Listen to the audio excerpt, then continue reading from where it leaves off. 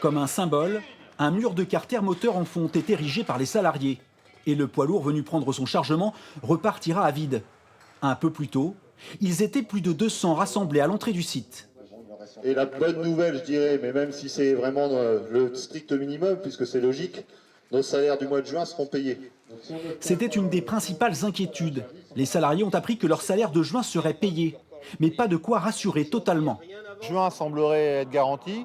Juillet, on retourne dans le même travers, c'est-à-dire que si les volumes ne sont pas à la hauteur, il n'y aura pas d'autofinancement, donc il faudra aller chercher de l'argent pour pouvoir garantir les salaires de juillet. Donc pour nous, on n'est pas si rassurés que ça. À Ingrande, près de 600 personnes travaillent dans les deux usines. C'est dans la partie fonte que les tensions sont les plus fortes, avec des volumes de commandes bien inférieurs à celles promises par Renault, le client unique des fonderies. C'est notre client historique et malheureusement on n'a pas pris le virage, il aurait fallu le prendre il y a au moins 2 ans sur la diversité, de façon à ce que la diversité grimpe d'un côté pendant que les commandes Renault baissent, et notamment sur les carters moteurs.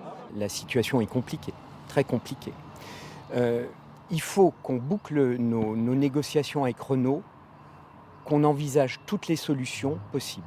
Alors elles sont toutes sur la table actuellement en cours d'analyse. Si le secteur fonte est le plus menacé, aux fonderies, l'inquiétude est aujourd'hui partagée par tous les salariés. Avec des collègues, on a des emprunts, on a tout ça, donc ça fait un peu mal, quoi. Bon, après, il faudra qu'on se fasse une raison si le pire arrive, quoi. Mais on espère pas. Les salariés vont reprendre progressivement leur activité après plusieurs mois d'arrêt et attendent désormais aussi d'être reçus en préfecture dans quelques jours.